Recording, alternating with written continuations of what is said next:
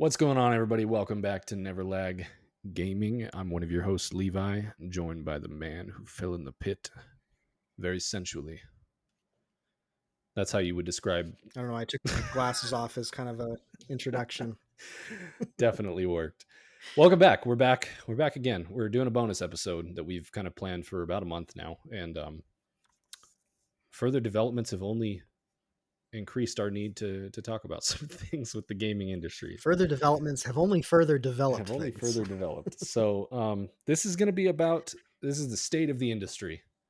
And it's kind of the state of the industry, but it's also the state of our relationship with the industry, I think, too, because Yeah. a lot, man, gaming is just continually evolving. It's the largest medium of entertainment on the planet at this point.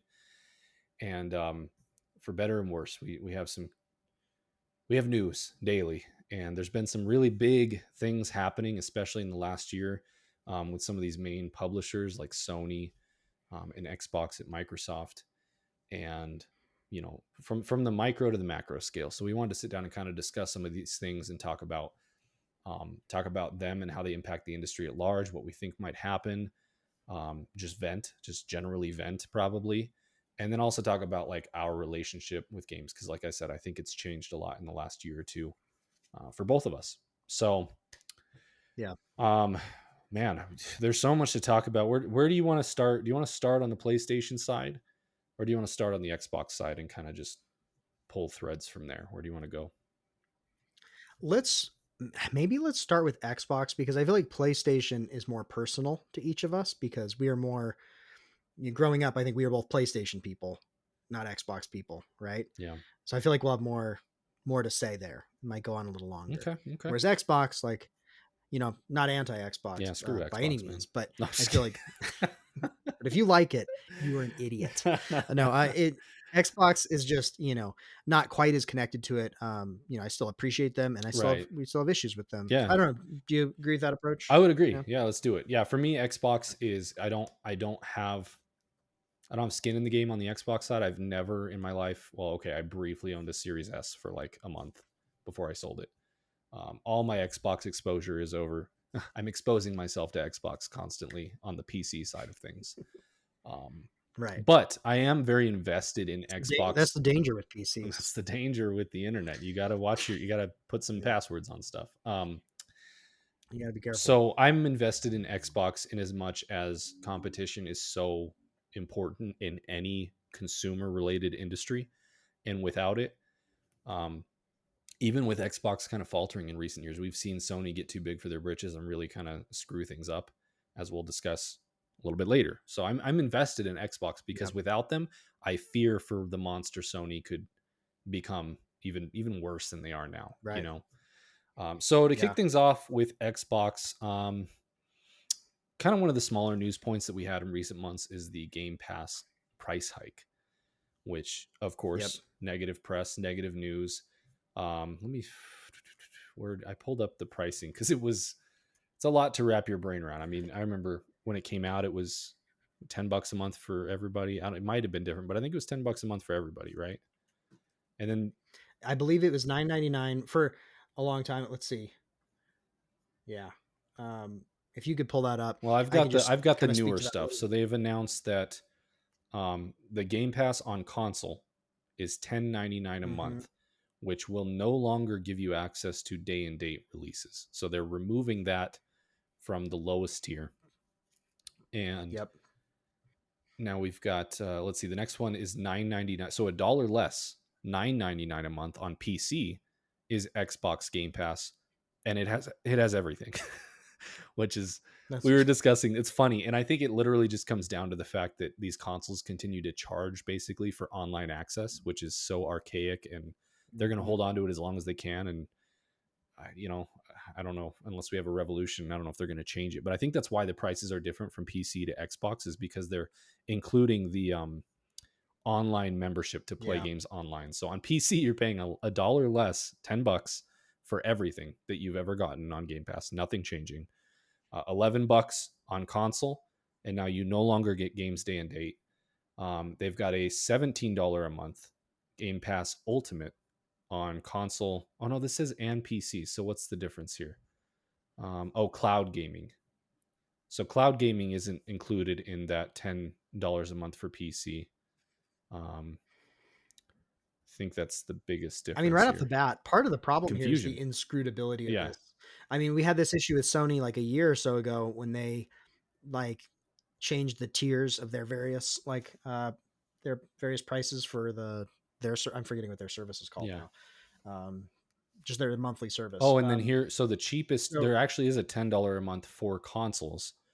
And it is basically just what Xbox Live Gold membership used to be, which is basically just I forget Sony's equivalent, but it's the ability to play online games. So for $10 a month, you it's can just use online the internet access. on Yeah. your console. But that is interesting Which what that are we doing? We already pay for I know it's internet. funny. Yeah. And Like, so for an extra dollar on top of that, you can add in older catalog games from Game Pass, just not day and date. So like you said, confusion.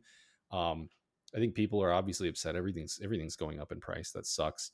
But part of it also yeah. too is just like the continued segregating and tiering of things and pulling things apart and really trying to get X amount of dollars for every single ingredient in these things. What was so great about Game Pass Yeah. forever was it was the simplest thing. You buy Game Pass and you just have all the games on there. And that's what it was. Yep. So we're getting away from that. It just Clearly, works. You have to think about what am I missing? What do I not have access yeah. to? Um, yeah. So do you think that Yeah. do you It's think I mean, let's see here. For Game Pass as it used to be on console, we're now at $17 a month. Do you think we're approaching a point here? Some people, I've seen a lot of arguments about this. Is Game Pass still the best value in gaming at $17 a month? Are we close to a breaking point? Do you think they're pushing the limit? Is there still room to go up from there? What do you think? The short answer, I think, is kind of. I think we are approaching a bit of a breaking point. I mean, the more nuanced answer is that obviously this is going to depend on a couple of things, like depending on where people are at financially.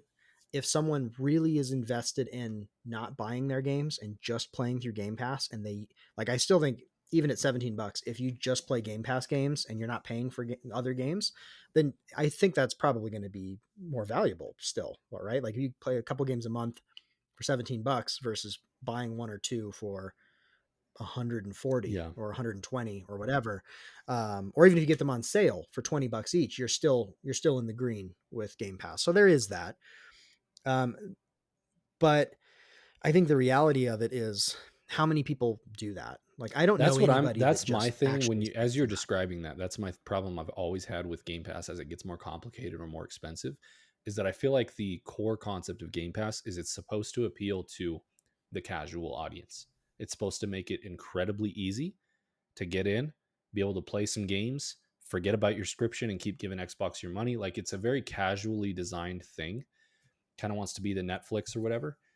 I don't I could be wrong, but I don't feel like there's a large subsection of gamers that are both hardcore and don't care about not owning their games. And I know that's how I feel. Like it's funny. There Game Pass actually my whole idea behind Game Pass is like, oh, I'll wait a year or two till it builds up 5, 6, 7, 8 games that I want to play. And then I'll grab a subscription for 1 or 2 months and play all those games. I've never done it because something about playing a game on Yeah. Game Pass doesn't feel it's so It doesn't it feel as doesn't good. feel And tangible. It doesn't feel like I own anything, and you don't, obviously, but for some reason that impacts my desire to play a game on Game Pass. And I don't know if that's everybody, probably yeah. not, but like I just feel like if you're hardcore enough of a gamer to be playing a lot of games, you probably want to own them or play them in different places at your convenience. I don't know. It feels like it's kind of appealing to everyone and no one at the same time now. Is kind of how it feels. Yeah. Even with casual gamers, I feel like this is kind of going to get us into a future topic in this episode where we're going to talk about the oversaturation of games, but there's so much, not just video games, but like media, entertainment. I mean, even competing with like TikTok, like how often have you sat down to play a game or read a book? You're super excited about it. You get on your phone and you're on TikTok or Instagram Reels for like half an hour and you're like, why did I do that? But it's like attention is so scarce with everything that's on the internet. And I think that makes it hard for a service like this because you might start a game and then get distracted. And then if you don't own it or, 2 months goes by and I mean, you don't pay for it for a while and then you don't have access to it. And then it's like, you know what? I'm not going to get back to that. Or something that's an issue with that. This has been happening more with streaming services like, HBO and Netflix and whatnot, but it could happen to Xbox is that games are no longer available. Like if a game becomes unavailable on the service in the future, like you could lose access to a game even though you're still paying for the service. Yeah. And you might think with some of the like premier Xbox titles you might be safe, but we've seen this with, I can't remember if it was HBO or one of the big services. They were taking off their own content that they paid for because I think it was tax reasons. Like they got a better tax break Yeah. than the cost of Hmm. the thing And we've was. seen And that with video I could games see too, something like where that happening. publishers are removing games, legacy games, removing access for tax breaks, like years, a decade later, Yeah. and people just lose out. Even people who Right. purchase. So this is not just a Game Pass problem. Even on Steam, Right. there's been issues in the last year or two where a publisher completely removes access to a game people paid for in order to get tax breaks or whatever. So this is kind of an industry problem we're leaking into. But yeah, it It seems. is. It's not, Mhm. it's a streaming problem. And and even the tax break thing is so frustrating. And that's kind of his own topic we could go off on. But even more simply, like if, like, let's say Game Pass has access to a game for a certain period of time, I am not able to keep up with how long something is going to be on a service. No one is. Like we have other things going on. You see something on the streaming service, you start it, it is Yeah. what it is. I remember when earlier this year I wanted to rewatch Dune Part 1 before Dune Part 2 came out and I was like, "Oh, sweet. It's I think it was on Netflix." So I went and it's a long movie. So I started it, I got through half of it. Movie ended. I was like, "I'll finish it tomorrow." I came back. I'm not No kidding. I came back way. like 12 hours later. It had been up until that Now it's day on Peacock. and it was off of Netflix. They only had it for like a week or Oh something. And gosh. it's like I can't keep track of this and now I would have to go pay a couple bucks to stream it somewhere else and I actually have the DVD somewhere. So I think that's what I did. It's like, okay, I'm Yeah. going to go find the DVD, I guess, and That kind pull of that leads out. into But another thought is like, are people tired? I think we genuinely are getting to a point where people are kind of, and we knew this was happening. We knew this was going to happen because it used to be you pay this exorbitant price for cable, you get all the channels, and now it's like, oh, you pay $10 for $8 for Netflix, and you get all this stuff. But over the years, we saw it coming, like Netflix, Hulu, HBO, Peacock, like just everything now has a subscription. Game Pass is kind of the only one doing it, but Sony has their own thing. I think maybe we're just all Sony's is getting really fed building. up with subscriptions. I know I am, but I feel like that's a growing I know sentiment. I'm sick of stuff. Yeah. It is. I don't know that it universally speaks to what everyone will financially do, but Yeah, it does seem like that's a very growing sentiment. And it's part of the problem is the $8 was never sustainable. Like Netflix was doing that in the red, knowing they were capturing market share, and eventually everyone would be like, "Well, I need Netflix." And so and that's even where I'm at. Like I don't even use Netflix that often and it's what Netflix is like $18 or something yeah. now, or I forget what it is, but it's gone up a couple of times. And I still every month I'm like, should I cancel it? And I never do because That's why they love inevitably there's something I subscriptions want to then. watch, Yeah, yeah. or there's Sure. something the kids want to watch, and it's like okay. And I think Game Pass, like they're kind of banking on the same thing, but with I think it has far less. like It's not Netflix level though. it's not as No, sticky. it's not as It's sticky. not as sticky. So here's And my I think they're going for that casual yeah. thing, but I don't think the casual gamer is They're like the not casual exactly. TV No, it's viewer. not the You know same what at I mean? all because video games are much more purposeful and engaging. You can't passively Yeah. kind of just like, oh, I'm tired, let me turn on Netflix. There's more involved, especially for someone who's Yeah. more casual. So with all of this, I guess my ending Game Pass thought here, do you think Game Pass in some similar capacity to what we have now, do you think it exists 2 years from now? Is this a sign of Xbox Oh, I don't know. retreating, panicking? We've all thought for a long time this was an unsustainable business model. Um, I'm just curious. Do we have a Game Pass like this in 2 years? I don't know. I really don't. I feel like we do unless Xbox really retreats from gaming in general. Because what like with their They're strategy, so like heavily invested in something it. else we're gonna that and we're like Microsoft is so much about software being across all types of hardware. And so I think from the Microsoft philosophy, it still makes sense. But I think the other problem is like one of the points we want to talk about is that Xbox is making a lot of their first party IPs becoming available to PlayStation, like on places like PlayStation. Like they're bringing their content everywhere Yeah. else. So it still feels like a lot of their big strategic decisions are in that direction to the point where if they removed Game Pass, I think Where they would would they? be What would further they have? handicapping themselves. Yeah, they're very over leveraged The into Game amount Game Pass, Pass, and I do think that the key, yeah, the key that could unlock Game Pass for Xbox at this point, because I do think it's obviously struggling to grow. They've reached their saturation point with the market.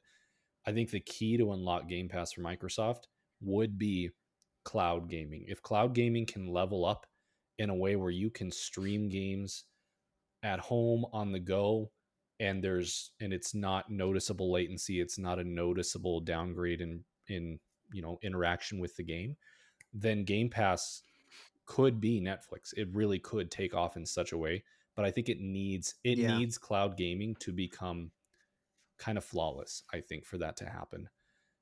But just And the thing I worry about with that is I feel like that's expensive infrastructurally, yeah, I and just don't like, I know. I feel like don't know that's if the I see reason that that hasn't happening taken in the off. next 5 to 10 years. If streaming games is a lot of data. It's and then also you have the Yeah, I latency think with there's the a lot of controller. server space, Yeah, it's just there's a lot of things they have to pay for on the back agreed. end for So that I to don't be know if what I we see need that it to be. happening quick enough for this to really do what they need it to do. But I don't know. We don't know all the intricacies. But to But kind of it's like, I don't know what else they yeah, I don't do, know. Like, and it feels like, now that they're bringing their first party games to not just PC, but PlayStation, it what else do they have to differentiate them, Like, they don't Yeah, have. well, to speak to that and to circle back to kind of what you've been saying, let me just lay out. These are some topics we can kind of pick at as we talk about this. But going from Game Pass, Xbox has been making a lot of decisions that I guess this will all fall under the umbrella of the question: what is their plan? Do they have a plan? Can we figure out what their plan is? Because they've been closing studios a lot. So is that purely just clearly just financial troubles or whatever? But closing studios, like we talked about Tango and how they put out Hi-Fi Rush, a critically acclaimed game that did well on Game Pass. I think it sold Yeah, well. Studio gets shut down. Maybe there's stuff behind the scenes we don't almost almost immediately immediately. after. Maybe there's things we don't know about. People left and the studio wasn't the same, or maybe there's things we don't know. There always is, but that seems odd. And then you've got what were some other studio closures? The you talked about Prey Yeah, and Arcane which to Austin. me, Yeah, Arcane did. Like, so Arcane's interesting because, like, their most recent release for Xbox was Redfall, which is the live service vampire shooter which game was terrible. that released with very poor reviews. It was not a good game, but to be fair, that was also pushed heavily. I think on the Yeah. corporate side of, like, So I my think that was part of question the there live with service with craze, which them we're going to talk about more. is with Arcane, could they have gone back and made a Prey 2 or made something they're good at that has kept them a successful studio for years and years? Or maybe that studio has changed so much because this is something we don't talk a lot about in the industry. You kind of latch on to a Bungie or a FromSoft or, whatever studio makes a game you love. How many of the people it's that what's the thing about the boat? I forget the name, but like if you replace a piece of a boat over and over again, The Ship of yeah, at Theseus. what point is it a Yeah. different boat? We don't talk about that enough with studios.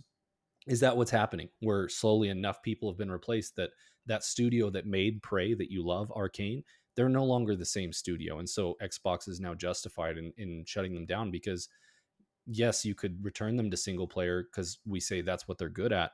But how many of the people who made those games are still there? Maybe it's an entirely different studio at this point. So there's a lot we don't know, but we do It's have some weird it's tough. We don't know. closures that Yeah. Xbox has been making. The other thing that you briefly mentioned, a lot of these Xbox games that have, for the last decade plus, it's been exclusives. There's a lot of third party games on both boxes. Which ones are you going to pick based on their exclusives? Is it Halo and Gears of War and Forza, um, or is it Ratchet and Clank and The Last of Us and Uncharted? Wolverine. Well, I'm trying to think back in time. God of War. Gotcha. Um, Yeah. that's what's kind of defined these consoles as we know them, the console gaming space as opposed to a PC. And now we see that Xbox, their plan, they won't come out and say it, but as we perceive it, their plan is essentially any game is coming to PlayStation at some point. It was funny, I think even earlier in the year they were like, someone asked about because they brought Hi-Fi Rush and Sea of Thieves and some other games to PlayStation. And someone asked about Indiana Jones, and I believe Phil Spencer was like, "No, Indiana Jones is going to stay Xbox exclusive." And months later, like I Yeah. think a month ago, Yeah. we get a press release that Indiana Jones will be coming. Not only will it be coming, we get like a time frame. Indiana Jones is coming to PlayStation, like I think somewhere between 3 and 6 months after release on Xbox. Pretty So it's short. really, Yeah, it's it's not like, like it's a it full reminds me of year that anymore. Family Guy Yeah. Star Wars thing where he's like, "I'm not Yoda." Okay, I'm Yoda. It's like Indiana Jones Okay, isn't I'm coming to Yoda. PlayStation. All right, it's coming to PlayStation. Okay, Like, it's coming to and so it PlayStation. just kind of feels like what they don't know what they're doing. What are you doing? If they're getting rid of, if they're sending exclusives to PlayStation, yeah, you're going to sell more copies, but then you're showing further and further you don't care about the box that you make. You just care about the games. What's the plan there? And then the other thing, the last thing, and we can go all over all of this once I list this out, but um, the issues with Series S holding games back to the point where notable releases are not coming out on Xbox, at least not on time, sometimes indefinitely, where they're releasing on PlayStation, and it's inadvertently giving PlayStation It's like, what is exclusives. You're happening? inadvertent, like last year, Baldur's Gate 3, Yeah. you gave Sony the game of the year as an exclusive, and Sony didn't pay for that. Sony did nothing to earn Yeah, exclusivity, but Xbox handed it to them because of the Series S. And then on even accident. recently this year, we've gotten news stories of, um, let me pull up my list here. Um, and Notria is the recent one that we've been hearing about, where it's a smaller um, Italian themed. I can't think of a better word. Souls like game, double A, and they came out on Twitter and put Xbox on blast, saying we have to indefinitely delay the Xbox version of this game because Xbox, we have the versions ready to go for Series S and X, and Xbox has not responded to us for months. And it's just like, what is happening at Xbox? And then I think it's a Series S problem here, but we also have Black Myth Wukong not on Xbox yet. So here, yet again, we have Yeah. one of the Game of the Year contenders exclusive to PlayStation for no reason other than Xbox is fumbling the bag here. And so all of these things together just kind of make you look at Xbox and be like, what do they know? Do they have any idea what they're doing? Do they have any idea what direction they're going? Do you think? Like, can you make sense of any of this? Not really. I mean, it feels to me like there is a lot of internal conflict and tension about what to do. Like, it feels to me like the things Phil Spencer has said and probably wants to do, like he seems somewhat sincere usually, and maybe he's just an incredible liar. But what it strikes me as is there are things he wants to do, directions he wants to go that are in with the internal politics of Microsoft are just not quite working. And I think that's part of the problem is like you look at the Xbox side of things and it's like this is almost nonsensical. I bet you if you knew more of the internals of like what Microsoft is trying to do on a macro scale, where gaming is not the most important thing to their business, I think cuts are being, decisions are being made that negatively are impacting this, and I think that's part of the problem and part of why it feels like nonsense. And it feels to me like these studio shutdowns were kind of knee-jerk reactions to cut costs. One thing we've seen in the tech industry at large is this need to cut down costs quickly in any way possible to bring the balance sheet, to bring To the continue to the perpetuate the false myth of exponential growth on, right, yeah, infinite growth sure. year over year, profits increasing. I think these executive teams and these boards of directors are looking to hit these increasingly unrealistic goals. Um, and they're making these decisions. That's what a lot of the layoffs are related to. And I think that's essentially what these studio closures are, is they're like, okay, we're not making enough. We haven't seen the growth that we hoped to see of Xbox, like Game Pass and stuff. And I think part of that is what's in the offering. Part of that is just the state of the economy and what people are willing to pay for. Um, but regardless, it's like they haven't seen the growth. So how do they make that money back? Well, let's cut some stuff that we're paying for.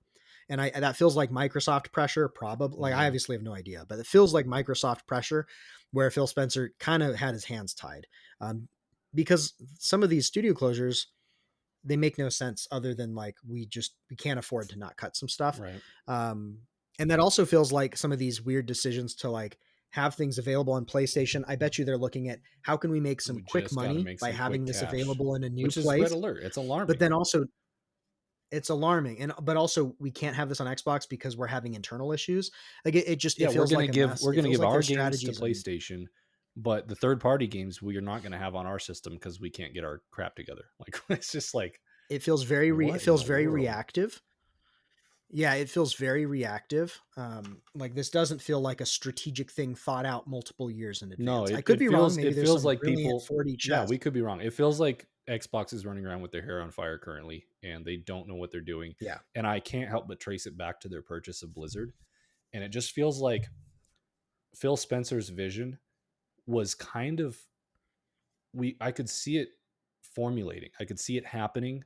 Xbox really felt like they were creating something, if not in direct competition to PlayStation, almost in a way that like Nintendo separates themselves from Sony and Xbox. It felt like Phil Spencer's vision was Xbox separate from PlayStation and Nintendo. Everyone kind of doing their own thing successfully. It's kind of the vibes we were getting for a yeah, minute there. But with the purchase of Blizzard, it feels like they were just immediately overwhelmed with the amount of people. And even before then, they were struggling to get their acquisitions to produce games. We've been waiting years for that, and that was a problem. Now add in Blizzard, which was supposed to be this super expensive band-aid. Oh, we have all these IP, all these games now. And but the problem is I think they've just failed. It feels like they've failed to properly manage all these studios, and it's kind of hard to blame them. I mean, you blame them for putting themselves in the situation, but how do you bring in this many people and properly create a culture and get everyone functioning efficiently, right? Like I feel like it would just be chaos, and that's what we've seen. yeah, And because of the chaos and the large price tag for Blizzard, we've now seen them kind of have to grasp at thin air now, like try and make this work where it hasn't. And we're seeing just kind of them go in every direction. It feels very aimless, I guess is the best way to put it at this yeah. point. I think they made the mistake of thinking we're Microsoft, we're massive, we have all this money and power and resources, we can just take on this huge Yeah, thing and be able to do it. And there's a saying in tech, I think it was like Bill Hewlett from too Hewlett big to Packard. fail. I think it was originally his saying that more companies die from indigestion than starvation. Yeah, that's And I don't know very how much what true we're that is across the board, seeing but it here, I feel feels. like. I think that's what I think that's exactly what we're i'm not seeing. so Is like if sure they had taken this I'm slower, not so sure that it's Microsoft as like, I mean, we have no idea, but it almost feels like Xbox, Phil Spencer, wanted to go make this acquisition to really bolster things, and kind of pitched. I what I envision is he pitched to Microsoft like, look what this could do for Xbox. Xbox could become a much yeah, larger portion of your income or whatever. Think of what we could do. And I think now Xbox is kind of where Xbox kind of always could operate as this like little side project for Microsoft, because Microsoft's real money is elsewhere, for the most part. Like yeah. Now they got to now pay off this they have huge skin in the purchase. game. Microsoft is now looking at Xbox Yeah, a little more intently, yeah. like, You just spent yeah, 60 was it 69 yeah, billion or so. Yeah, I think you're right. And what I mean by that is I think Phil Spencer had the thought that we're part of Microsoft. We have the resources to do this. And I think it's the classic your eyes are bigger than your yeah, stomach. So they bit off more than they could chew. This is like this type of purchase. Like I think, what is it? It was like 70 yeah. It was billion or something. 69 something. I don't think that that type of purchase doesn't like is not going to be integrated that easily and that Not quickly. for And I years, think they underestimated how long it would take to make this kind of maybe pay Yeah. off. And I think you need a good decade for something like this to really make And a sense. really And it feels solid like plan, and like in a already really good plan. functioning efficient cog system to bring this giant company in, where Xbox I don't even think had And that it in felt like place yet. they weren't ready for it. So They weren't ready for it. And I bet you that's where Microsoft is more like, okay, you just spent $70 billion. We want to start seeing now we're returns. seeing And cuts. Yeah. then the industry has continued to like the economy has continued to really tighten up. The zero interest rate phenomena that has been fueling these seemingly infinite fires of these businesses has pretty much dried up. And so now, you have Microsoft CEO and their board looking at it and saying like we can't afford to just pay 70 billion without seeing something that proves this was worth it.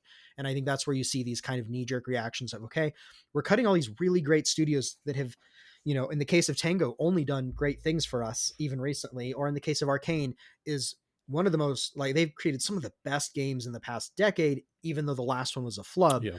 Um, and then I think that's why you also see these weird decisions that are unintentionally making things PlayStation exclusives that are Xbox first I party think that's the games. wildest This all part to me. feels like That is the just wildest trying part to catch up. is And I think they're digging themselves deeper trying to do this, which is the yeah, irony I'm of it. looking at it. I'm like, you Xbox people out there, how are you functioning with this? Like it's just crazy to me that Baldur's Gate 3 took how many months to come out on Xbox? Black Myth Wukong is not there. Like that's just unacceptable to me from a consumer who buys a box, and I'm sure Xbox fans are pretty upset about it too. But it's just wild to think that that is actually what's happening Yeah. in the past year or two. So we're doing great on time here to bundle up the Xbox thing. I guess my questions to pose would be: first of all, do you think I'll pick the most iconic thing? Do you think Halo ever comes to PlayStation? And then B, does Xbox have an Xbox Series Next? Do they have they number their stuff weird. Do they have a PlayStation 6? Does Xbox have an equivalent? Or are we witnessing Xbox move towards just being a publisher and no longer a console? It kind of feels like it. So the first question, do I think Halo will come to PlayStation? The tough thing is it feels like everything they're doing is reactive and therefore it's not super consistent or like logical. So it could kind of go either way. But with where they're currently at, I could see them doing that to try and make some near term cash. I guess Part of the me answers are thinks like you got to hold the something answers are back. intertwined, right? If Xbox becomes a Yeah. publisher, then Halo comes to PlayStation. If Xbox Right. Yeah. resumes any sort of interest in their box and their hardware, then I would say no, right? So I guess the question is, do you That's think I think Xbox that's a fair continues to assessment. produce hardware, or do you think they go in all in on cloud streaming, Game Pass, and sending their hard copies over to PlayStation? In 2 years, what do you think? It feels more like in 2 years is so short in the business world, but it feels like that's the direction it's headed. I mean, they're allowing their first party stuff That's a already good point. That on might be a touch PlayStation. early because when do you think we get the PS6? Maybe 3 years, 4 years? Yeah, it's hard to So say around the exactly, but next, what I mean I is think the in the next next generation when it hits. Do you the think next Xbox is pushing generation. a box, or do you think they are transitioning to Man, so publishing? if you'd asked me this a couple months ago, I would have said I think we have at least one more generation of Xbox having their own box, Yeah, same. even though it feels like they've kind of been moving that direction for a while. Now it starts to feel like maybe not. But at the same time, the creation of hardware is a much longer cycle than software. And They so may have you already have to started plan on and it, like and produce stuff. I feel they like could cancel it if though. that wasn't the case, I could see them they could cancel it. But I wonder how much investment they've already made into the next box because I feel like they probably have started that process. But I could see them canceling it. What I could see them doing is just having a much smaller release. Like we have now have the Xbox Series Q. It's the this is our thing, but just not having as much availability. Not put they've one thing they've been doing is not pushing their own stuff a lot of times lately. So I could see them not marketing it as heavily, having a limited run of Yeah. this thing they've already started, and then that's kind of the wind down. So if I had to guess, I would say I think we'll get one more box from Xbox, but it feels like that'll be kind of the wind down generation while they pursue publisher content mode, which has kind of been their strategy for a while. Um, that's the direction it feels like they're going. Hmm. Yeah, I mean, I wonder. We've heard rumors of an Xbox handheld device, so I guess maybe that makes me wonder if their plan is to go the Nintendo route, and they're going to have a handheld, and they're going to focus on cloud gaming. Okay, But handheld and cloud, and it so they really still have a just, thing. But like I said, it feels aimless, but aimless, no I mean, what decision. would the point of their handheld be? I don't know. Like when Do you they have have a handheld? Nintendo, when you have Steam Deck, and a variety of other Game Pass, things, I just wonder what draws people. playing Game I mean, Pass you on a can handheld. technically get Game Pass That's on your hard to Steam do though Deck, on but Steam maybe Deck. it's It's kind of a easier. pain. Yeah. So I guess that's probably the answer, right? Is Steam Deck on the go is probably their best, is probably the play as it feels like they're working towards. I But don't know. again, is Steam Deck worth the value? Like, is the handheld powerful enough, or can you make the cloud gaming good Yeah. enough? I think those are kind of the I'm questions. I'm And concerned because if they go full publisher and they abandon the Xbox as we know it, I think that is terrible for our industry. I think Sony will become a I do too. tyrant if Yeah, they aren't already. They already kind of are in a lot of ways. But to imagine a world where yeah, there's not an Xbox and all the games come to PlayStation, um, at that point we would have to have a new player in the. We'd have to have Amazon or Apple, somebody enter the arena to compete with Sony because it would be yeah. a net negative for consumers. So that's a scary It would prospect. be. I'm worried about that too. And the thing I worry about is hardware is such lower margin than software. And I feel Yeah. like through the past decade and the zero interest rate phenomena that these tech companies have had, they are looking for these wildly profitable, Yeah. huge margin businesses with limited like capital investment.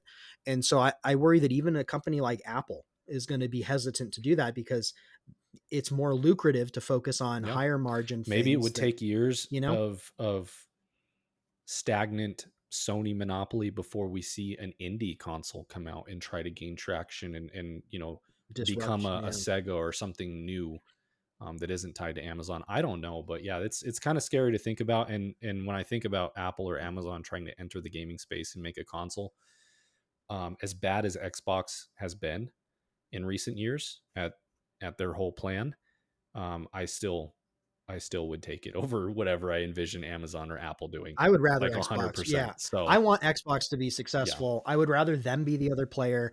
I have liked Xbox throughout all this time, and I think it's important that Sony has a major competitor in this space when it comes to both hard gaming hardware as well as like first party experiences. And losing those, I mean, you could argue that Nintendo is so much weirder and removed, but there is still a slight competitive angle of like Nintendo does hardware and they do it well if differently, and they do their own first party stuff that is beloved and sells a lot.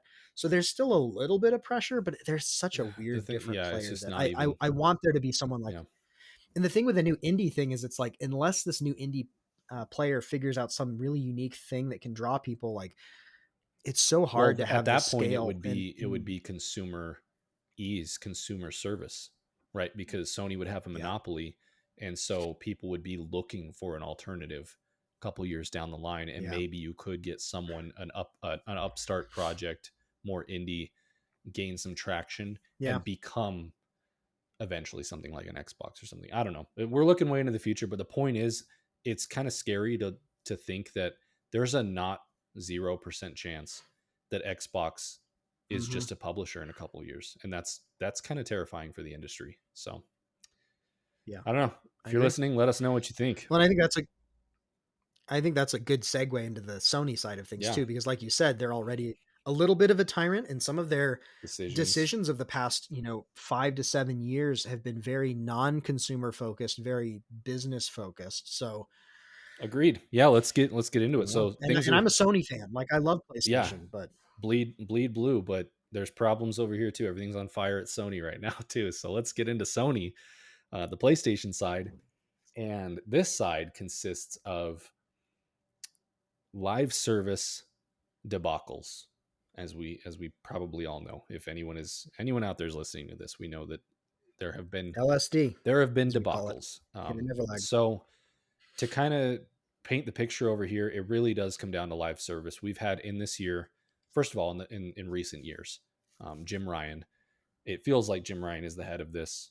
I guess we don't know for sure, but he's leaving and things seem to be changing. Jim Ryan had the Golden Goose. He had the Last of Us's, and the God of Wars, That's yes, The Last the of Last Us of is Us's. as it is colloquially the Exactly. duology is The referred Ghosts to. of Yeah, Tsushima. Like he was printing money and he said, you know what I want? I want Fortnite. Let's make 8 Fortnites over the next 10 years and just have all the money in the universe. And that was Jim Ryan's plan, it seems. And yeah. they came out and they told that to the PlayStation fan base. We've got 12, what was it when they originally, I think it was 12 live service games planned in the next It was something like in the that next where 6 years. I remember being like, Yeah, and it's like there's not I don't have I barely have time for one live Yeah. service game at any given point in my And life. there was a collective 12 and sigh s and grumble yeah, from anyone who cared about PlayStation yeah, games. Everyone went, "What? yeah. Why? What are you doing? Don't do that. Maybe don't do that because that's a terrible idea. Maybe not. Maybe don't do that." Yeah, Well, they went ahead and tried to do that, and now here we are. And I assume that Helldivers 2 was one of those, and that came out earlier this year and shocked the world and sold gangbusters for a live service that was also yeah. priced at It was good. $40, not free to play, had decent monetization in the game, had a very niche prequel. This is the sequel, so I don't know. It's not a prequel. The first game, Mhm. and blew up. It was Sony's first live service game, and we all kind of maybe went, interesting. Maybe they're not as dumb as we think they are. Well, fast forward, no, they are as dumb as we think they are because they canceled Last of Us 2 multiplayer, which we've known about for how Yeah. many years of development can we assume Which went is into that? surprising because that had a lot of investment into Yeah, it already, and it had such a notable brand name and a lot of people eagerly awaiting it. So that was the fact that they canceled that kind of is pretty it telling, is. I So think. we think about, I mean, as we talk about this, think about the years, the amount of people, the monetary and time investment that has been wasted at PlayStation when you think about Last of Us 2 multiplayer canceled.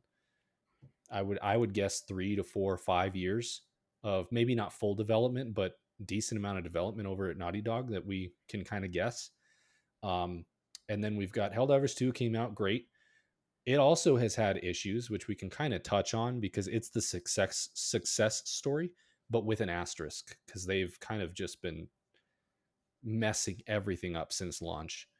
So even their It feels like they learned all the wrong yeah, lessons from yeah, Helldivers. even their success story with Helldivers 2 is like, I loved that game. I think a lot of people said, hey, this is a game of the year contender. It's fun, it's unapologetically fun. And then every update over the months has continued to take the fun out of the game, despite the community continuing to communicate to the developers, hey, this is not, you're making the game worse. This is bad, and it's not a vocal minority. Like, people are frustrated with the game, and the developers continue to disregard them and make the game less fun. And so it's just funny that even the success live service story, it's so hard for some reason, it's so hard for these companies to maintain a happy player base, even if they have good content, a good gameplay loop. They feel like they can't help but screw it up for some reason. So there's the I feel like that's because at its core, the goal of these is to extract way more value from players than a normal $70 game would. And that's what I think what they're banking on is like eventually just extracting more money I from guess, everybody. but in the The case of goal is not Helldivers create a 2, game. it's inexplicable because there's no monetary gain. The developers just seem to have a vision for what they want the game to be. They want it to be an immersive sim that's very painfully difficult and you're dying all the time. Whereas the fan base fell in love with the game as a very zany, um, very out there, kind of chaotic, fun power fantasy, but you're also dying a lot. Like, just kind of chaos and fun. And the developers are Yeah, like, no, these every weapon needs to be really balanced and feel underpowered, and you need to feel weak against these enemies, and it needs to be miserable. There's no monetary gain there, so it's just literally a true. difference in vision, which is Yeah. just so weird that even when you get these games that are successful as live services, the teams that run them can't seem to understand why it was successful in the first place, which is such a problem in the video game industry. We constantly see. I mean, I think one of the challenges with live services is that unlike a game that is finite, where you can have your vision and you can have a game like Dark Souls that is divisive and say, we know not everyone's going to like this. This is our vision. This is what the thing is. With a live service, you're maintaining servers, you're maintaining code, you're making new stuff. You have to keep your players engaged over a long period of time. It necessitates, I think, a lot more listening to what your players like and or care about. And I think you have to give your players Yeah. I think you have to give into that more than you would on And I don't know. a I don't know standalone if it's an finite ego experience. thing or what, but this seems to be such a problem for developers. Like, they just can't listen to their player base. And granted, you can't listen to everyone on Reddit or whatever, but like, when your general population of gamers are saying something and you're seeing numbers reflect that in people playing it, it's so weird to me that these developers can't listen. It's like they are too prideful or they feel like they know best about how the game is supposed to be. Very bizarre. Anyways, to continue our Yeah. list, we've got Last of Us multiplayer was canceled. We have Concord, which is maybe the biggest story here because we're recording this in early September 2024. So I believe Concord has. Do you have the date? Did you look it up? I think it might be today. It was the 6th or Mm. something like that. Concord came out about 2 weeks ago, and everyone knew this game is going to be Yeah, it ends today. today, So September 6th, day of RIP, recording. RIP Concord today, 2 weeks after launch. It's Insane. honestly shocking. We've never seen a game not even close to this size in budget and like ambition shut Yeah, down they've been this years in the quickly. making, hundreds of millions of dollars of Hmm. investment, huge talented teams, whatever you like. I don't love the characters design in this and like some of the choices they made, but whatever you think, it's a huge talented team working on this thing. And they're shutting it down after 2 weeks. They're not even trying to like and Well, refunding I and think refunding if the everybody. game is to Like, be successful ever, they know that their only hope is to, because you can't, it's pretty hard to No Man's Sky something. First of all, No Man's Sky is it's not a live service game technically, it's a very different but game. like if you want to, it's like you need to stop a game to relaunch it. If you just kind of correct, or let's say they transition to free to play over like a month, you might get some players trickling in. But if you really want to have that launch push, you have to shut a game down. We've seen a few games do this live service wise, where they shut the game down and a year later they relaunch it kind of rejuvenated and completely rebranded. And that's your best shot at kind of giving it a kick and restarting this busted project. So maybe that's their goal. But yeah, it is actually astonishing and unprecedented to witness. They said what 8 years of development that Firewalk have spent on this. Yeah, Sony went out and purchased that's crazy. Firewalk after seeing Concord. I don't know what happened, but Sony went out and said, "Hey, we want to own you. Actually, we like this so much." And we all at the time went, what did Sony see? That's crazy. Firewalk must be working on something super Yeah. amazing. And so here we are. Concord comes out to, I mean, truly the most sad. I think its peak player number was somewhere below 200. It was below 1,000 for I thought sure. I thought the peak was like 600 Okay, something, maybe that was it. and then but I think within a couple days it was down to So like I mean, 200. It was below really sad below 4 digits is like that's for a game unheard with of for a triple A live service launch yeah, game. And so we all knew it was a catastrophe, but man, for them to come out and say what we all were thinking, it was unfathomable, but they did it. They shut Concord down. I don't know what will become of it, but yeah, so there's Concord. Concord has been an abject failure. I think Concord will be studied in the industry for years to come, because the other thing to, yeah, to be said about Concord, for all the complaints you might have about it, I haven't played the game, but I look at it and I can tell a lot of this is a well-made game. It looks polished. It looks like it yeah, runs that's what's really well. crazy about It it. looks like it has a pretty good art style. From what I've heard, it plays pretty well. And so by all accounts, this is a good game. Maybe it's not a great game, but it's a good game, a well-made game, and it has catastrophically failed as a live service. And Yeah, so yeah, it's just this will be fascinating to study over the next few years for I don't think anyone will get the memo. CEOs will still be trying to push live service probably, but there's Concord, yeah. and then we have other live services. I don't know what all Sony's canceled. They've come out initially it was 12, then they brought it down to like 6. Now at this point, Wasn't Suicide Squad one of no, them? Suicide Squad's third party. That's not Does Sony. that So count? the other one Oh, that I right, know that's of not for Sony. sure that we all know of is Marathon. Marathon is set to come out. It was delayed Marathon, that's the into Bungie one. that is Yeah, Bungie, and so I don't know if they have any other live services in development. It does feel like now with Jim Ryan leaving that I get the sense that Sony is trying to turn this massive ship around. That is the sense that I'm getting. They're trying to kind of get whatever they had in development out, or even cut their losses like they did with Last of Us 2 multiplayer, which is great. That's the best we can hope for at this point, I think. But you think about the time wasted, especially for the PS5 generation. I know you and I have spoken about it and looked at this generation and how it launched with the Souls remake or Ratchet and Clank or Returnal, Miles Morales. Like that first 6 months of the PS5 was were such bangers. Like that was a great launch to the console, and it feels like we haven't really. Maybe at this point we've matched those first 6 months, but really it's felt a lot more like a continuation of the PS4 generation.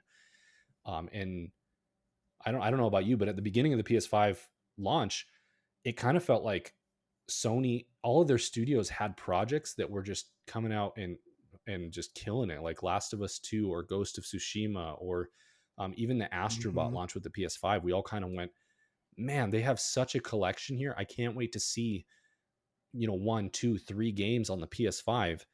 And now we're here toward the twilight cycle, I would say, of the PS5, and we haven't gotten hardly any of those games, except the ones that were already in Yeah. development before the PS4. So, anyways, there's kind of the whole bundle: live service, single player. Um, is there something you want to pull on some more? Do you think the ship is turning around? Do you think we see Marathon? Do you think it comes out and does a Concord? Do you think Sony cancels it? Where do you think we're headed with PlayStation here in the next year or two? Yeah. I mean, your guess is as good as mine. I hope that Sony takes this as a real lesson. These companies tend to not learn very well unless they're incredibly financially hit, And this might and have done it. the signal is very clear. And the signal with Concord It feels feels pretty pretty dang clear. clear because, like you said, like there's a lot of elements of Concord that looked good. The gameplay looked pretty good to the point where I was like, oh, maybe like I don't want a live service right now. Like I'm not a huge live service person anyway. And the shooting and the gameplay looked kind of cool. I was like, maybe I'll check it out at some point. Um, and so the fact that this failed so atrociously, I don't like. I think it speaks to larger trends. Like I think this shows where people are at with live service games. Like I think oversaturation is going to be a point we touch on in general, but I think with live service games in particular, there's only so many of them. Anybody, even your diehard gamers, only have so much time to devote day in and week out to these games, and I think that's part of the problem. I think it's so much harder to get people to try one of these games than it used to be because you still have, you have Fortnite already out there, you have Destiny still out there, um, and I feel like the people who are playing these live service games, their time is already being sucked up by them. So not only do you have to capture them, you need something that goes above and beyond enough. And I don't think you can have something that's just a little better or a little different. It has to be like such a paradigm change or such a big improvement for people to consider switching and then convince all of their friends to come play it. And then the other argument is, oh, we're going to capture more market share of new people who don't really play live service games. And I think I don't even know if you can do that because me again as an example, I think there's a lot of people who like the idea of some of these games, but it's not realistic. Like I love aspects of Destiny. There was a couple of years where I played it pretty heavily. Just in my life, it's just not realistic Yeah. for me to And play that's the Destiny. other I think that's the other thing we didn't you're even limited. touch on. Destiny 2 is the success story of live service. They came out and said we had a 10-year plan, and lo and behold, we have just reached 10 years of Destiny between Destiny and Destiny 2. Destiny 2 just came out with a critically acclaimed punctuation mark or whatever period final expansion to this 10-year saga in the final shape. It's the what with Astrobot out now. I think it's the third best reviewed game of the year, just under Erdtree, which is like nobody saw that For coming Destiny, for a for Destiny Destiny, that's expansion. humongous. And so Yeah. critically acclaimed, players loved it, thought it was just an amazing conclusion.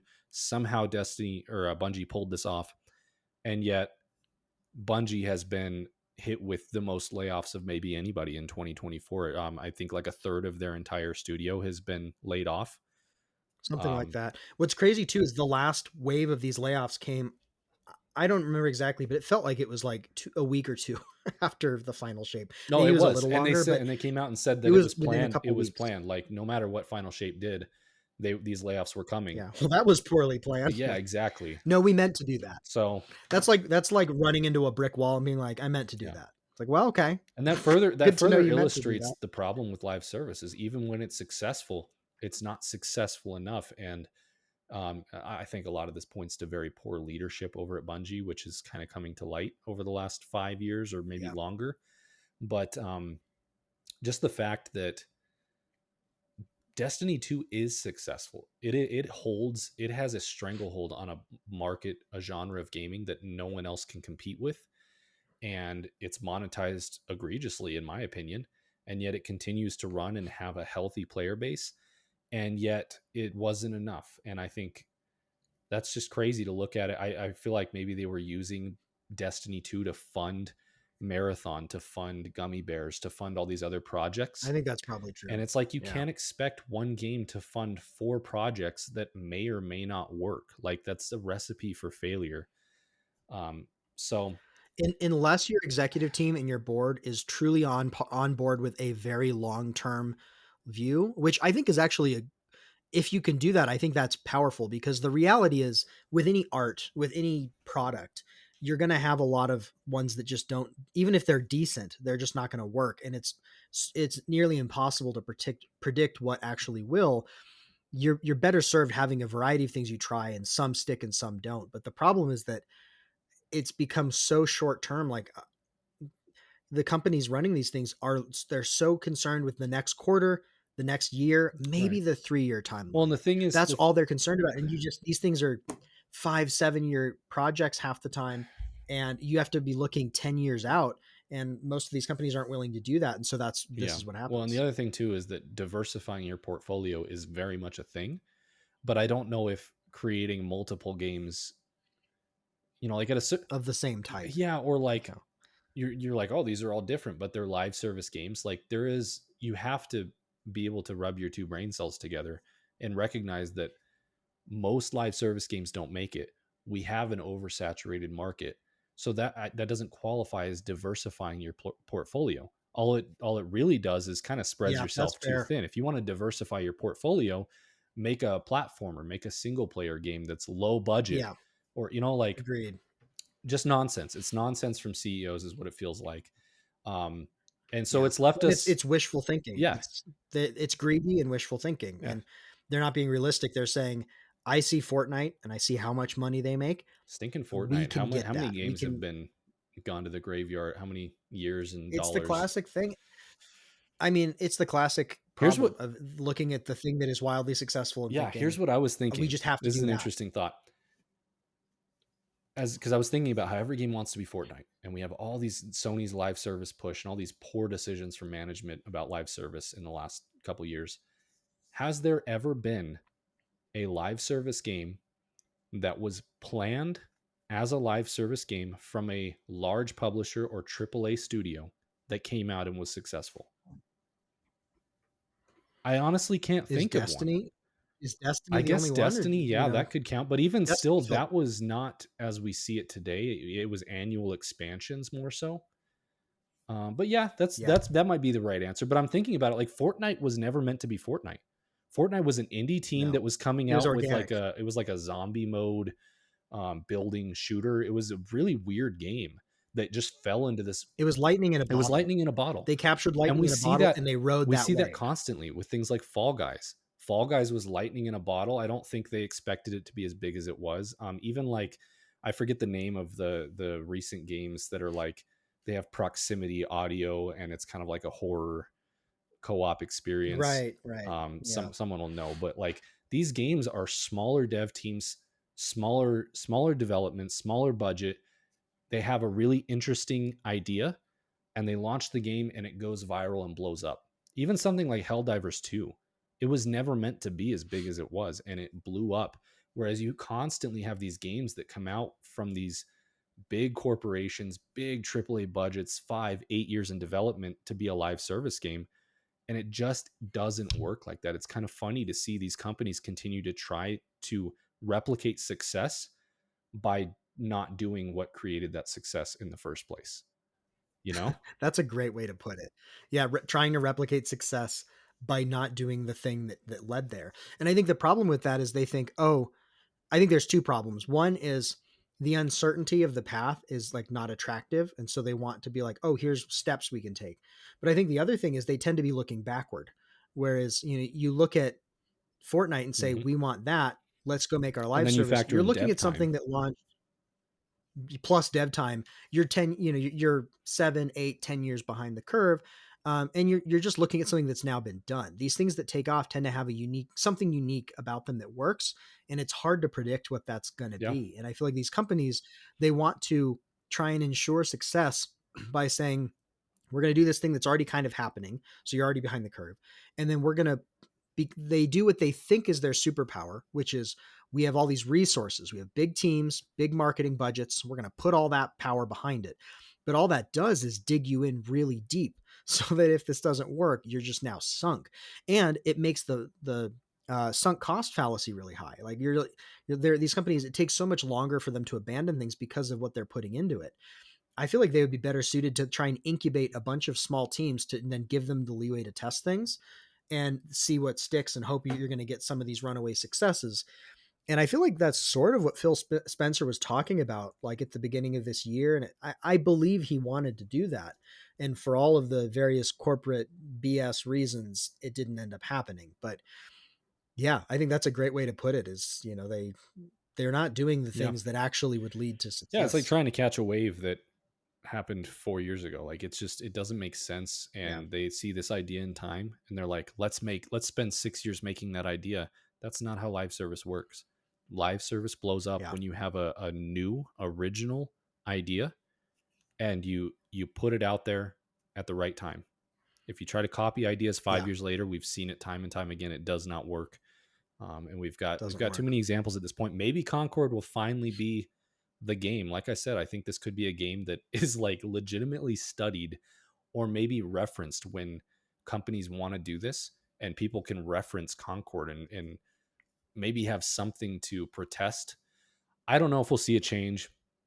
All of this bundled up together, we have this live service push.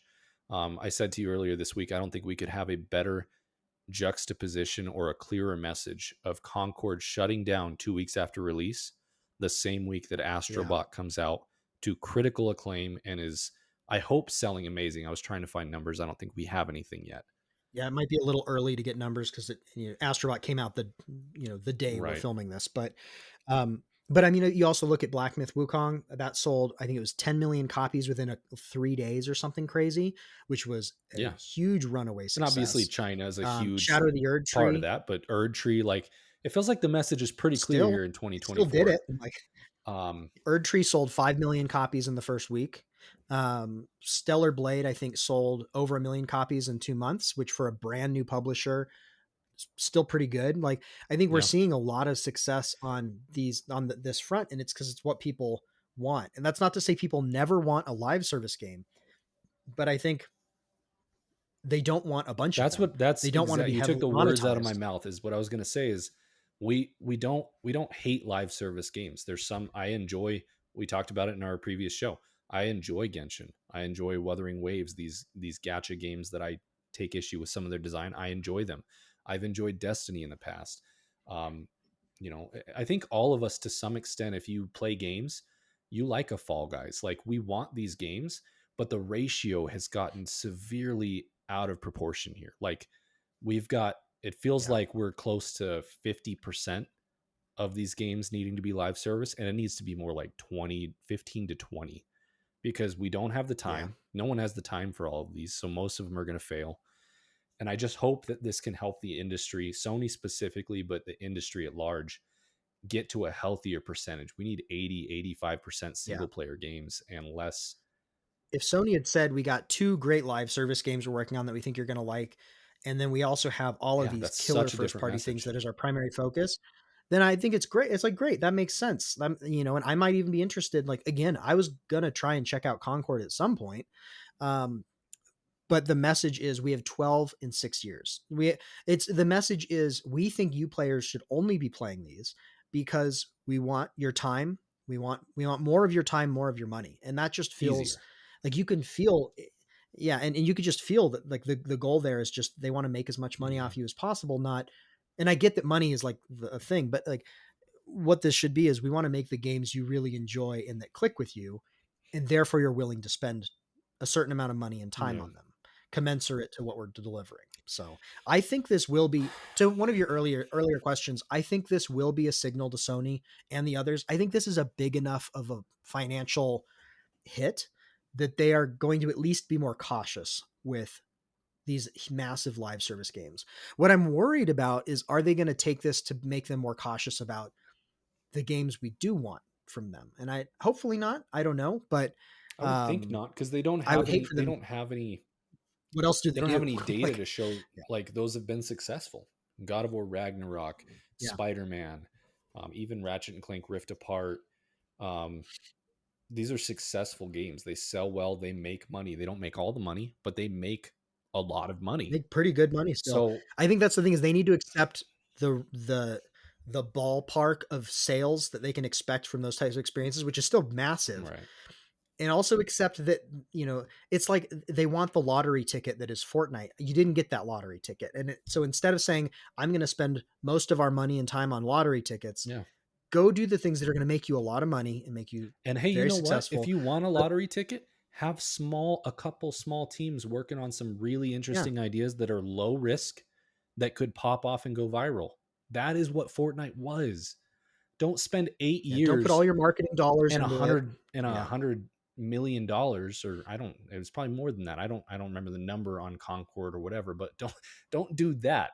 based on the amount of time, it was Like, probably hundreds of yeah, millions of dollars. it's Yeah. insane. So to wrap up this section, I guess some quick questions to wrap up Sony. Thank you for, if you stayed with us, we vented pretty hard there in that section. But um do you think, couple quick questions, I just want to get your thoughts on 2-3 years Hmm. down the line. Is Destiny still going 3 years from now? Is there a Destiny 3? Just what do you think there? Will Marathon release, or will they can it? And will Concord ever come back, or are they going to completely can that? Ooh, those are all very interesting questions. For Destiny, Destiny's lucrative enough that I almost wonder, with the lessons we're learning from these other live services, are they going to realize, instead of killing what is currently lucrative, do we try and That evolve is it? the right lesson to learn. I think that's the right lesson. So I could see there being either a continuation or like a Destiny 3, maybe, or something like that, that allows you to just kind of progress with Destiny. There's probably a lot of complexity into what that could Yeah, look they've like, said but I that feel like they Destiny said that will they still have be not. There has been no work on a Destiny 3 as of now, so it's very complicated to get to okay. that point. But Yeah. I think the correct Either answer way, is for them to put all their eggs into the Destiny basket and just focus on yeah, making Destiny. People have mentioned Destiny Forever, Destiny, drop the two, make it Destiny, and just just invest make it into Destiny. Destiny. People love Destiny. It's already there. Yeah. I think that's the right I answer. mean, you But look at something like World of Warcraft, in many ways it's dated, but it's still a and I think unique we all game that thought World fills a of certain need Warcraft for a lot of would people. die a while back, and it's still Yeah, I going. kind of thought it'd be dead by now, and it's still going strong Yeah. enough. It's not what it was in its heyday, but that's the nature of these things. And I think with Destiny, that's kind of the thing, is it's like it may not ever quite hit a certain heyday, but you have a very dedicated player base. You have people that might come back. Like I love Destiny. I could see myself coming back at some point. Like if they make it Destiny Forever and they fix some of those issues with like getting people to return and whatnot, that could be a very good thing. And then with Marathon, I don't even know. I almost feel like maybe they can take some of the assets and ideas and things they've created already for it Make and something incorporate else. that into Destiny in some way. It's so Like visual. From what we like saw, it's so visually different it is from visually Destiny, very though. different. So I don't know. I don't know if they, I mean, with all the layoffs they've Well, had, I here, feel like they don't have the alternate question: bandwidth to. is it better? Let's say I've heard not great things about Marathon. That's the word on the streets. Not anything terribly impressive either way. Is it better for Sony or Bungie to can it now and move on, or to put it out and get what they can out of it? Is the PR mess, is it worth doing that, or is the PR and the damage to the brand, does that outweigh any sort of recouping their losses they could gain from putting this out if it's not incredible? I think if it's not incredible, I think it's better to I cut think it. so too. Like, don't release Yeah. it. I think that's better. Like, it doesn't hurt your brand. It doesn't. divide up your player base and like send some Destiny players over there and then they get frustrated. It doesn't just waste a lot of marketing dollars and energy and attention. Like I think even more than money, attention is becoming more scarce just with how saturated everything digital is. Don't separate your target audience's attention. Like money is a thing, but the attention is Yeah, a big thing too. I feel like invest in Destiny forever, can this or shelve it. Maybe there will be a, yeah. time can change things. Like there are moments to release new ideas. It's just, you know, Scale and back, with maybe where scale back the Bungie is at. project a lot and have a smaller team working on a more interesting idea with the assets you already have built. Maybe that's the solution. Yep. I have hope. I have And I hope think, for yeah, Sony because it does feel like, I could be wrong. Maybe they're gonna rework Concord because that is a lot of money to just officially cut. But the way they've handled the Concord situation really does feel like a cut and dry, like, we are this was a changing mistake. direction Yeah. with this company, with as a publisher, and this was kind of what was left, and we had to put it out, and it kind of did what we thought it was going to do. Time to move on and cut our losses. That's a little bit what Concord feels like. Maybe they salvage something from Concord, but that's the vibe I get, and it's sad to me for all of the people that worked on it for all those years. That's really sad. Yeah. People who will lose their jobs, very sad. It's also sad for the time I lost as a game player. We've had some good Sony games, but it has certainly felt like a hollow shell of what we were getting toward the end of the PS4 cycle, and it feels like a lot of wasted time. Yeah. And so I guess the only silver lining is hopefully it does feel like Sony's finally chalking this up to a failed experiment, failed leadership, and we're going back to where we what we know we do well. We'll see. I'd agree. I think that's the silver lining, is that it feels like this is fairly clear and enough of an impact that they're realizing, let's do what we're doing that people want and works well and is Yeah, lucrative. And I think they're realizing this was more of a lottery ticket and not just a, oh, if we all do live service games, we're all going to get even more filthy rich, which is what it felt yeah, like. I think they've realized these are lightning in a bottle circumstances. It's not to say never try for them, but you can't make your strategy to buy 100 lottery tickets and and not then buy when all groceries. 100 Like don't they do need to buy anything, the you're like, well, groceries. we're bankrupt. Like, yeah, it doesn't make any sense. Right. It's like So you gotta buy the things that you gotta invest in, the things that are your core thing and that people are paying you yeah. for now. You can't assume that this new fancy thing that's going to be 10x the profits is going to work. So So that's the good thing, everybody go is I buy think, Astrobot. yeah. Yeah, support Astrobot. Send the signal. This is what we want. Further send the signal. Um, So the last thing I wanted to do to wrap this up, we've talked about Xbox, Sony, all this mess. Personally, I just thought it was an interesting topic to end this on, our relationship with games and how they've changed, specifically pertaining to purchasing games, and just we've talked about this for years at this point, but I think in the last year, maybe two, but especially the last year, I think you and I have both reached a point where um, the saturation of games has really started to show itself. And so just, yeah, where are you at with, like, do you think do you think we're approaching a bubble bursting type of situation in the gaming industry at large with the amount of games that are made? it sure feels like it. And it feels like this beyond gaming, to be honest. I feel Yeah, like with I could games, see that. like I love to read. I feel like with books, I feel like, with Content. media in general, content in general, and that, yeah, it's any type of media. And then, yeah, content, like you got YouTube, we got TikTok. There's all sorts of things to take in, This podcast, which and is at the more. top of the list, but Yeah, this is a necessity, but for a lot of content, um, I do feel that shift. It used to be, what are the things that are so exciting that I might want to try, that might be my new favorite thing? And it's now becoming, I don't have time for all of the things I know I'm super excited about and likely will love. Like a lot of it's the getting things I don't have hard to, time to it's get getting to. harder to care, because you see something and you're like, It's, oh, that yeah. looks really cool, but I have 8 games that I said the exact same thing about sitting in my library right now that I haven't played yet. Hmm. And at a Yeah. certain point, you just get fatigued with it, and you're like, there's not enough time in the world for every game you might enjoy.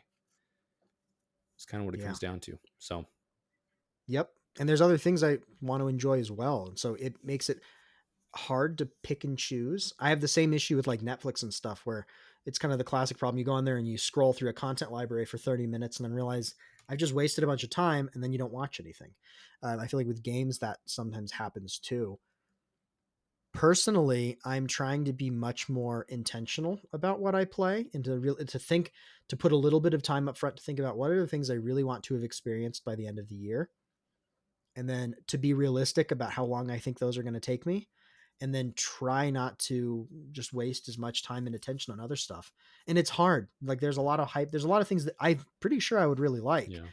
and I just have to put them to the side and say I may never get to that. Yeah. And you know, and it's changed my buying patterns. Like I'm the type of person where You I used to like to get just support about things I everything. like. I would buy all sorts of stuff. I'd go and I'd be like, you know what? I'm gonna play this for a couple months, but I'm gonna buy it, and then 2 years goes by, and then I'm finally Yeah. playing it. I am trying to now only buy things that I'm going to play, like pretty much next. Or in a rare case, there are some auto buy things like Astrobot or like a Ratchet and Clank, a FromSoft game. Those are all auto buy. Like I'm going to get those, but um, it's hard. I don't know what this means for the industry.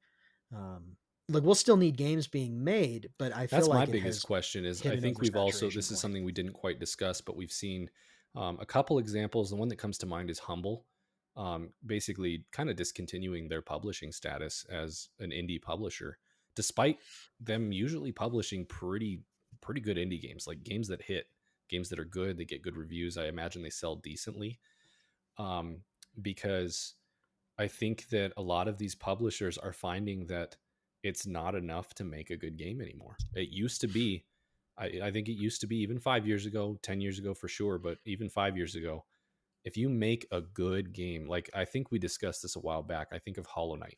Hollow Knight is a phenomenal 10 out of 10 game, and we all revere Hollow Knight really in the industry as one of the pillars of indie gaming, of Metroidvanias.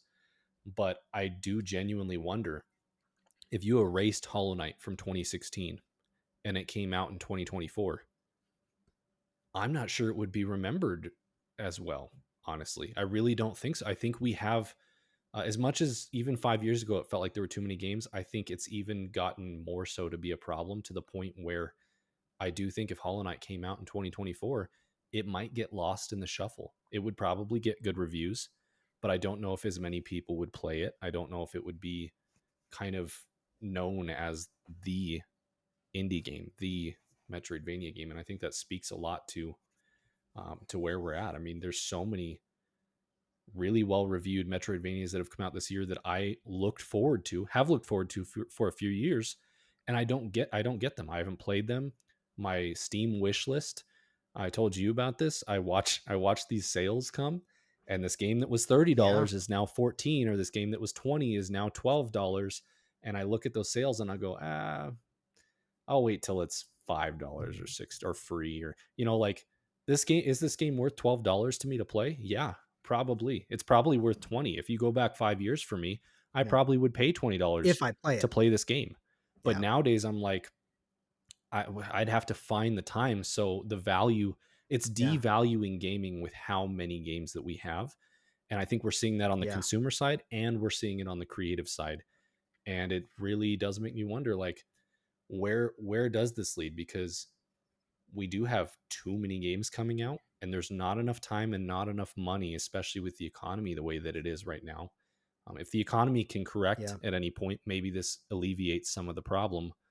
But a lot of people are strapped, and so, yeah, I really do wonder. And I think that a bubble may be about to burst. I don't know how pronounced that burst will be, if it'll be like a seismic burst, or if it'll be just kind of like a whimper, with a lot of devs kind of pulling back or going to do other things, work in other industries because the risk is too great.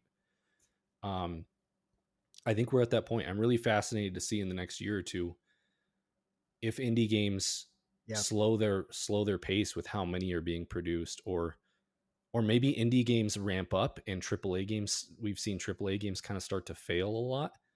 Maybe I think a little bit of maybe a bit that. of both.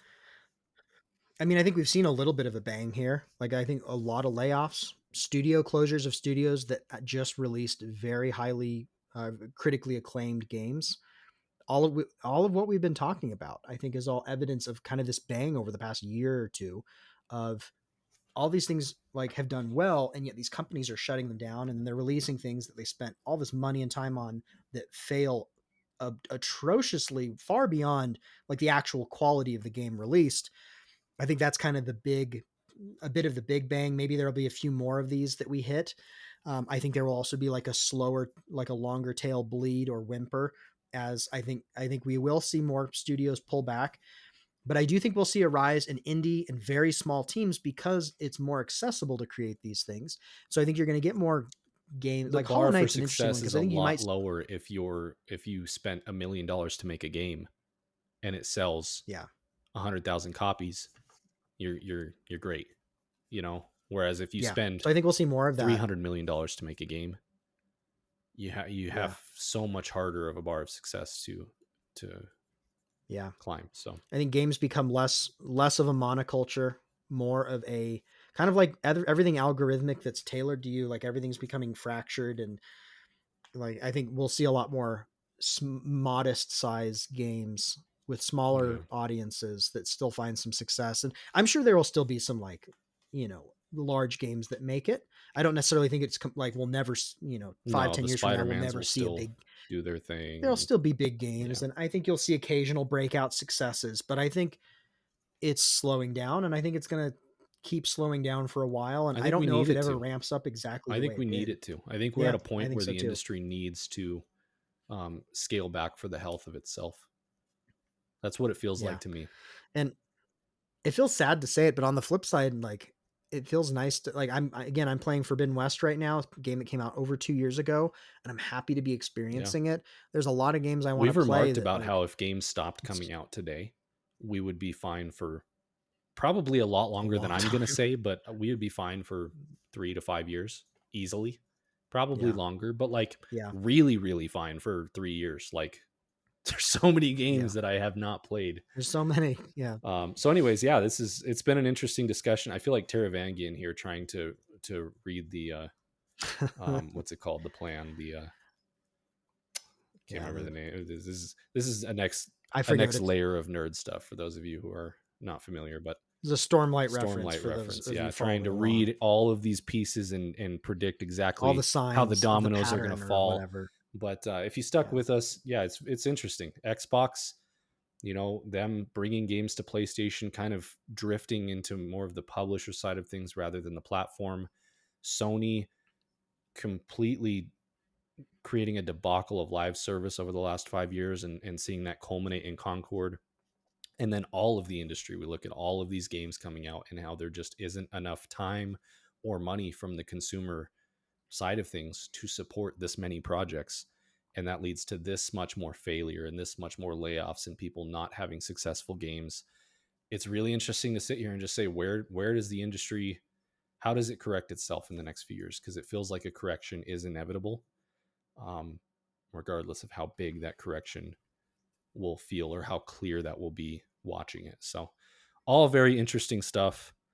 Like I said, we wanted to sit down and this was kind of brewing for the last month or two. I'm glad we waited till now because it just kept. I mean, I'm sure something will happen next week, Yeah. but it really feels like Concord was the Concord was a cherry on big one. top to really bring this. It really illustrates a lot of what we've been worried about and been frustrated by and been, observing in the industry. This is Feels just like an abject lesson for sure. such a perfect use case in the sense of like it really fits everything that's been leading up to it. Even though it's obviously not good that it have again, feel bad that this is what had to happen, but I do think it illustrates everything we've been talking about pretty Yeah, well. it feels like when you're pruning a tree. Like, you know, is it maybe the most comfortable thing for the tree? I don't know what trees feel, but probably not. But it's like Do trees feel pain? I don't tune know. in next week to Once we've learned, um we'll learn about trees. We'll it does let you feel like know. that. It feels like But a healthy, like a good hurt, like a good healthy, like okay, yeah, video game industry. Shh. It's okay. Let's yeah. And sometimes let's that bring it branch you back. prune has to fall on your neighbor, and maybe one neighbor Maybe dies, one, and that's you sad. know. But that's the cost of having a nice front yard. I Just don't know. one human life. One human life. What is one human life with for a front yard? Is the point of the video game The industry you bubble know, bursting? I don't know where we went with yeah, that. the So the needs of the many outweigh the needs of the few, there you go. The etc. trolley problem, etc. Um, okay, we're gonna wrap up here. I did want to play. I meant to do this at the beginning. This month I did finish Dawn Shard, which is a little novella in the Stormlight series. And for those who are unaware, we are Nice. doing a Stormlight. Um, what do you want to call that? Just Like a read along, not a read along, but I don't know. We're discussing the Stormlight series. A sing sing along. along. It's a It's a Stormlight sing yeah. along where we sing the It's a sing series. along for Storm. No, oh God, no. Reread. It's I mean Just it's a discussion. Stormlight reread, but you could follow Oh along yeah, if you you're haven't read doing a it. It's full we're on. going book So, anyways, why don't you go ahead and for me. It's plug a where reread. that's Yeah, at because it's on your channel and I forget the name. If anyone's interested in Stormlight or hearing our thoughts on sections of the yeah. book, it will be where Zach says it is. It'll be on it'll be on my YouTube channel, Zach LaGreca. I'm starting to call this whole series page bound. It's like kind of our fantasy literature type thing.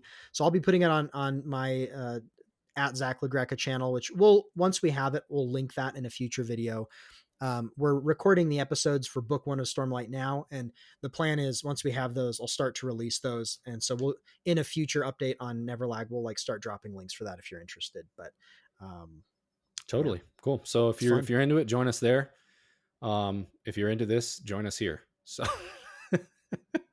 join us in November about what October about September. Get ahead of myself. So Yeah. um, If you're into us, join us. I was trying to make a reference back to exposure. If you're into us, expose yourself to us. You want to be exposed to the things we think. I don't know how it works We making will jokes expose cross those things episodes, to but you. go listen to the other episode to get the punchline Yeah. here. But anyways, that'll do it. I think we did pretty good here at about an hour and a half. So thanks for joining us on our thoughts. If you have any like thoughts on the industry or how it's changed for you, thoughts on what Xbox or Sony are doing, let us know in the comments. I'm very curious to hear if anyone else has some better opinions or prognostications than myself. So that'll do it for today, though. We'll catch you in the next episode here in Neverlag.